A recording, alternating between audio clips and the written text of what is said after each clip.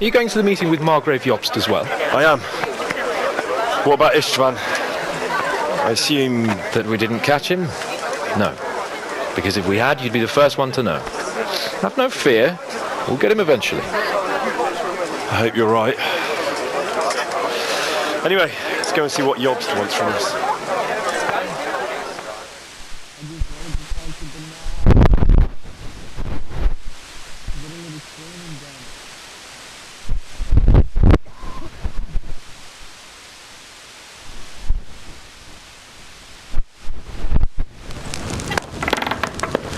My lords, Christ's blessings on you all.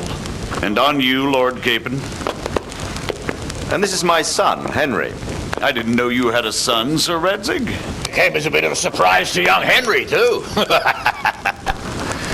This gentleman here is John II of Liechtenstein, a member of my council. I'm honored, gentlemen. Come join us. Margrave Jobst was just about to tell us the reason for his visit. Your Grace? I'm sure we're all agreed, Your Graces, that all this unrest must come to an end. This kingdom needs a king. The question is, which king? My cousin, Wenceslas IV, who is being held in captivity. I have to confess, my lord, that your answer surprises me a little. If I'm correctly informed, until recently you sided with your other cousin, Sigismund. That I cannot deny, and I have always stated my position plainly. I've changed. How have they changed, Your Grace? Sir, there is one thing on which we undoubtedly concur, that King Wenceslas, unfortunately, did not inherit his father's gift for governing. Sadly, his failures have cost Bohemia, the nobles, and our whole Luxembourg family a great deal of money and effort. How did the king let it go so far, damn it? It's in his temperament. He cares only for wine, women, and the hunt. A king, in fact, who never wanted to be king. Then why didn't he just let his brother have the crown? Young sir, the crown weighs heavy when there are duties to be performed, but to surrender it means giving up great privileges too. But he did surrender power to his brother. When things started getting out of hand, Wenceslas appealed to Sigismund for help in restoring order. What, you're saying Wenceslas invited him here? This is starting to make my head spin. Actually, it makes sense when you think about it. Sigismund wanted to re-establish the power of the whole House of Luxembourg. He thought if he helped Wenceslas win the imperial crown, in return his brother would help him become the king of the Romans, and leave the actual reign of Bohemia and the empire to him. Sigismund would govern, while Wenceslas could carry on doing what he was best at, enjoying the life of the imperial court. Why wasn't Wenceslas crowned Holy Roman Emperor long ago? He was already going and let the Pope put the damn imperial crown on his head. Who knows? Maybe he'd prefer hunting and consorting with bathhouse wenches to spending time with the Pope. Well, so would I must admit. Sigismund's plan seemed sound enough, but it didn't quite work out, did it? It worked for a while. He and his brother reached an agreement. Sigismund took over administration of the kingdom and began planning Wenceslas's journey to Rome for the imperial coronation. But then Wenceslas realized he would just be a puppet with a crown. I must say, Margrave Jobst, Wenceslas and Prokop behave rather like naughty children in need of a good clout about the ears. Sigismund would agree. He was already planning his rule of Bohemia, and all of a sudden, the rug was pulled from under him. I'd say he lost his patience and decided he'd drag Wenceslas to the coronation kicking and screaming if he had to. Just like a naughty child, as you say. So he abducted him and your brother Prokop too, if I heard correctly. Correct. And you helped him do it, if I heard correctly. Yes, your graces, it's true. I was there when Sigismund abducted Prokop. I thought everything could somehow be settled, that we could make my brother see sense. But Sigismund just wanted to put an end to the dispute once and for all, whatever the cost. There was nothing I could do to stop him. And that's one of the reasons why I'm here. That it was all for nothing. Instead of putting a stop to the revolt, it escalated it, and the result is this chaos we have today. That's true enough, sir. But I must admit now, I'm not sure what your position is. The king is incompetent, but we must protect him? The simple truth, gentlemen, is that for all of Wenceslas's faults, we have no one else. So we'll have to make do with his idleness. People like him, though.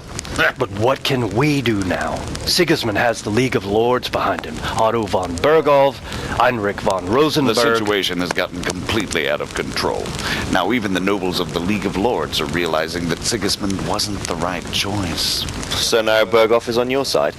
Are we to assemble an army together with him and face Sigismund on the field of battle? We're not in Hungary now. Such affairs may be settled elegantly, without unnecessary hostilities or expenses.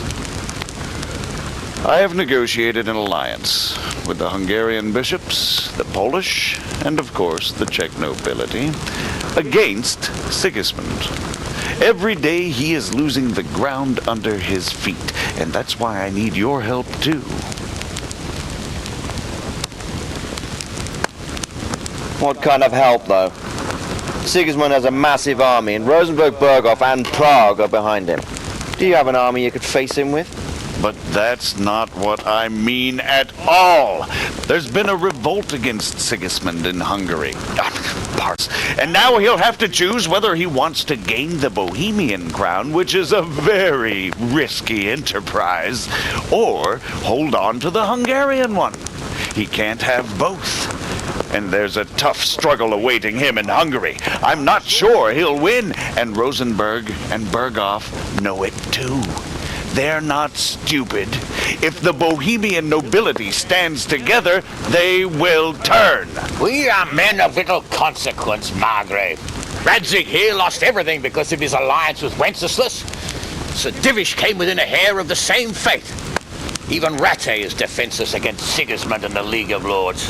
What's more, Your Grace, King Wenceslas languishes in captivity in Vienna. He can't rule too well from there.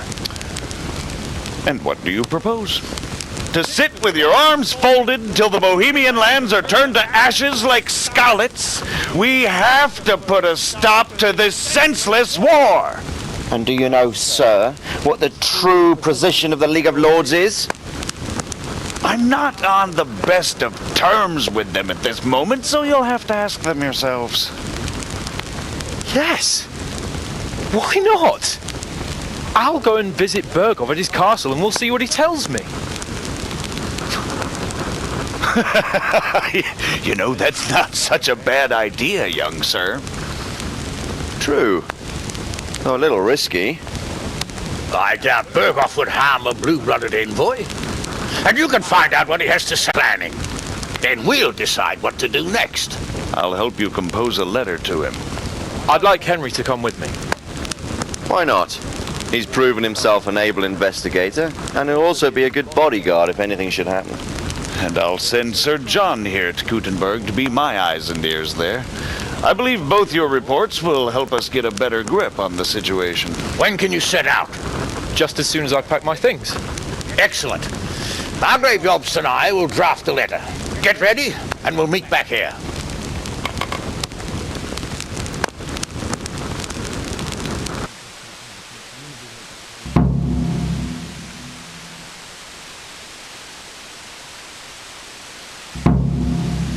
Lord of Lipa. Quite so, Margrave. What...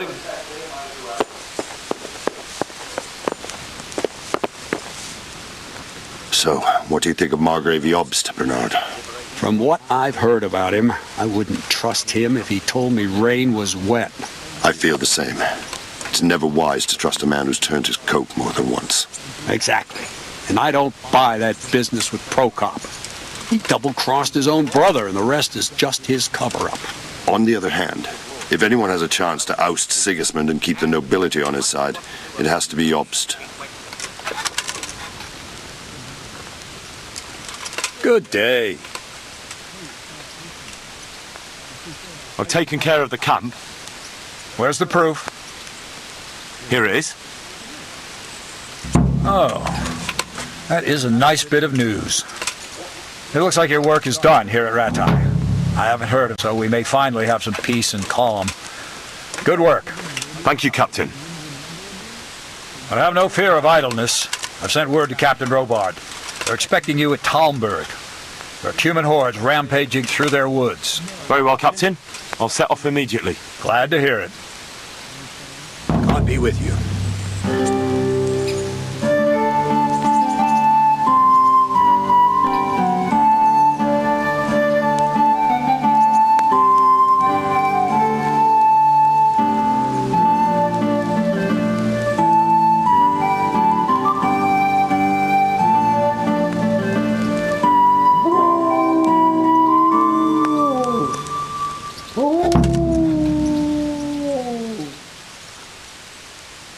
I have some, Let's see. Bastards deserved it.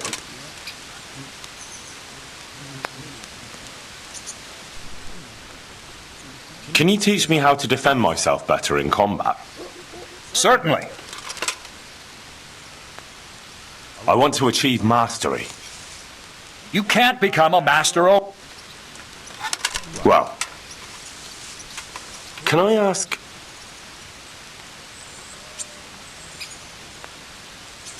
Thank you. That's all I wanted to... Goodbye. God be with you.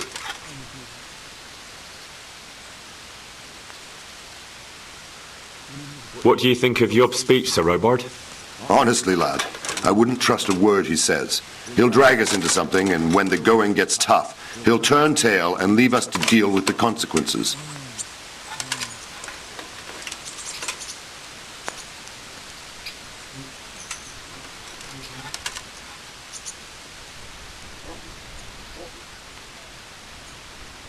And what about Rupert of the Palatinate? What does he want? Rupert? He appointed himself king of the Romans. And ever since then, he's been making the tactical moves of a coward who's not sure what to do. If Wenceslas were a man worth his salt, he'd have dealt with him long ago. But then, if Wenceslas was any use, he wouldn't be languishing behind bars in Vienna right now. Good. You're welcome. Bear up. And take care.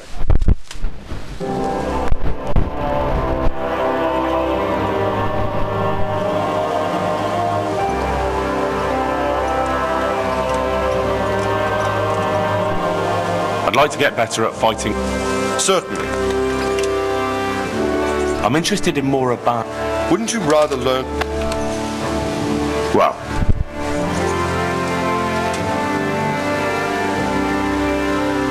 I've been sent by Captain... Ah, so it was you Bernard was speaking of. Well, the Cumans are marauding, that's for sure. So Divish did declare a decent reward for taking the bastards down. But we've not had cause to pay out to anyone so far. Is that because the locals are too frightened? No, they're more than willing to try. It's just they don't seem to make it back again. But don't let me put you off. We do know of one camp, along the road to Neuhoff Cliffs. I'll pay you your reward if you can bring me proof you've killed the camp leader. They wear peculiar helmets with a face mask of sorts. Easy to recognize. All right, I'll see to it. Good luck then.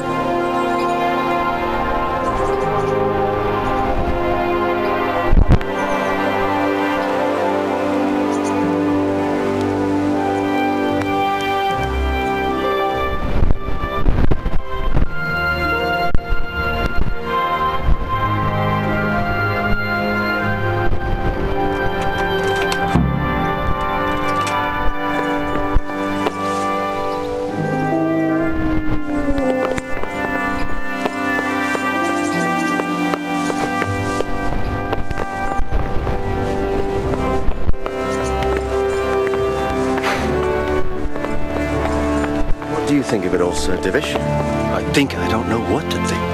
That makes two of us. I'd say he's right. Absolutely truthful. It looks like you're off on a mission. Yes, I can't wait. I don't want to dampen your spirits, my boy, but watch out. These are evil times, and who knows what can happen along the way. Not to mention that Bergov is no saint. Don't worry. I know. You've shown you can fend for yourself, but do take care. You'll be traveling as Lord Capon's bodyguard. You'll be there to make sure nothing untoward happens to him. Keep your eyes peeled and your ears wide open. What Bergov tells you is one thing, but what you see may be quite another. Rest assured, Father. And don't get embroiled in anything else. Just hand over the letter, hear out his reply, and return. Yes. Bergov is at Trotsky Castle. I think you'll find it quite an eye-opener. It's one of the finest castles in the land. It's 3 days' ride from here, so unless you hit a snag along the way, you'll be back soon enough. Any questions?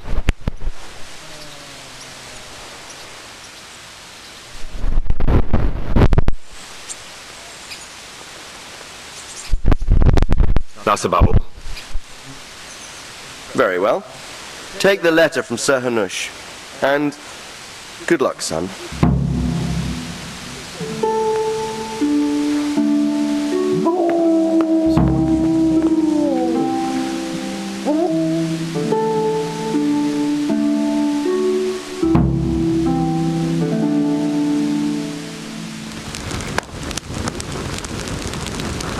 I believe we have written it well, gentlemen. Without a doubt. No one could deduce from this whether we are Sigismund's allies or foes. I must travel back to Brno now, but soon I will go to Brandenburg and I will stop here on the way back. By then, Sir Capon should be back and we can discuss how to proceed. Right. Before you leave, my lord, there is one thing that gives me no rest. Why did Sigismund come as a foe? It makes no sense. If I may, sir, I think I can explain. Oh, please enlighten us, young sir. I live not far from Hungary, where Sigismund reigns. It is a savage country, and the constant war with the Turks has hardened the people. They need a monarch with an iron hand. He reacted as he would at home. Only what works on the Hungarian nobles does not work here in Bohemia. Bringing order is one thing, but slaughtering and pillaging with a horde of barbarians quite another. What purpose does that serve? But Sigismund did give the Bohemian nobles a chance to take his side. It was only when they refused his ultimatum that he lost patience and took to the sword. As for the barbarians, he could afford nothing better. The Hungarian nobility would gain nothing from joining his campaign in Bohemia. He didn't have enough coin for a regular army, and so he recruited the Cumans. If he does not pay them, they make up for it in blood. But in the end, he didn't have enough to even satisfy the Cumans. That's why he raided Gutenberg and Skalitz. He wanted the silver. That makes sense. Sure. My lords, how's the letter coming along? It's done. Then we can be on our way. Oh, we haven't even left yet. Remember what we said, boy. All you have to do is deliver the letter, listen to the answer, and come back here. Don't provoke Berghoff in any way. Provoke? Me? Never. We'll be back in a few days. Farewell, your graces. Come, Henry, my men are waiting. I wish you Godspeed. Shouldn't I get suited up or some shit? You gave me a horse at the beginning of this all, but you're not gonna give me no fucking armor? You're just gonna let me go out in these rags. Oh, I got 85. 85? What? You have not completed the main storyline. You can still embark on side quests and activities, or just wander the road. You can end the game anytime afterwards by riding off the map with Sir Hans Capon's squad. Oh. Oh.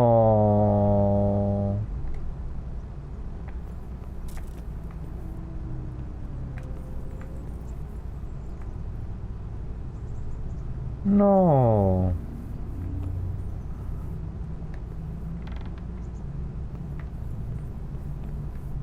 Oh, sorry. Well, I'm not ready to leave yet. I must go and train.